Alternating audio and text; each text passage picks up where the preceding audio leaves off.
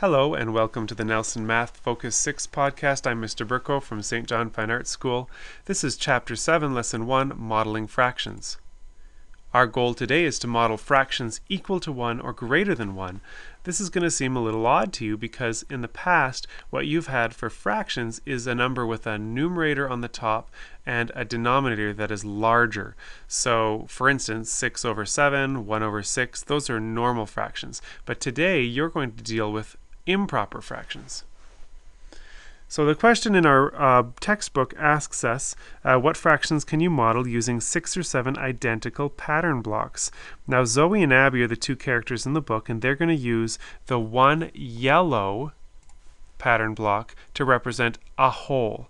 So anything over that is going to be over our one whole. So this one equals 1, and if we ever end up having to use this, we're going to have more than 1.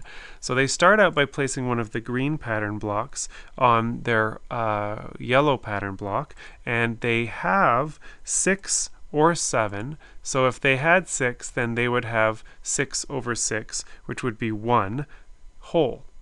But let's suppose they had 7, and what they would do is they would have to start up another whole. So what that means is they have 7 blocks, 7 of these green blocks, but they only really want one whole, so it's 7 over 1 is how this fraction is represented, and that's an improper fraction. So let's move on to the textbook and answer the questions here for question A. If the yellow block represents one whole, this is it here, what improper fraction can you model with each set of blocks? Sketch each model.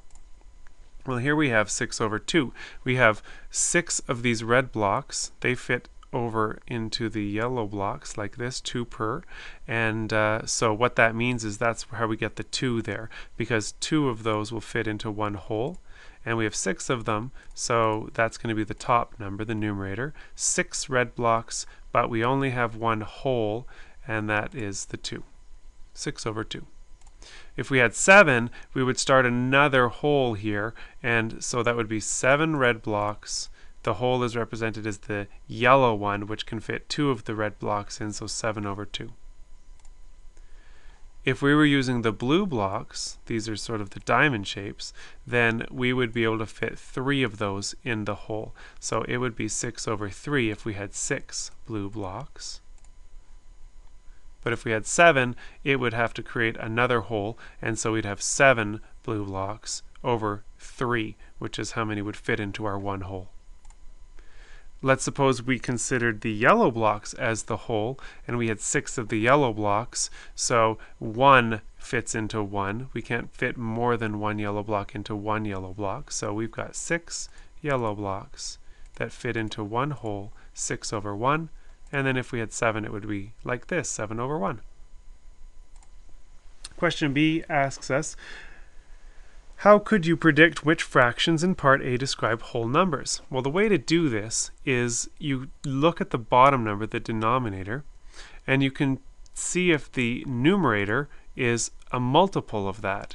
And you know, of course, from one of our previous units that 2 can be multiplied and can achieve 6. So 2 times 2, and 2, add another 2 there, you've got 6. And then, so you know that that's going to be a whole number, but this one is not a multiple of 2 up here. This is not a multiple of 2, so it's not going to be a whole number. We're going to have 1 extra left over. In this case here, 3 can be multiplied to get 6, so it is a multiple, and so that will create a whole number. And then finally, question C asks, how could you know that all the fractions modeled with 7 pattern blocks are improper?